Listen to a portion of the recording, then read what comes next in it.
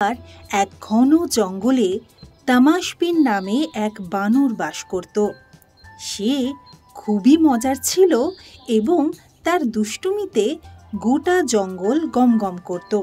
সে তার বন্ধুদের হাসাতে পারদর্শী ছিল এবং সবসময় কিছু না কিছু মজা করতেই থাকত। অন্যদিকে সেই একই জঙ্গলে বলবন্ত নামে একটি বিশাল এবং শক্তিশালী ভালুকও বাস করত।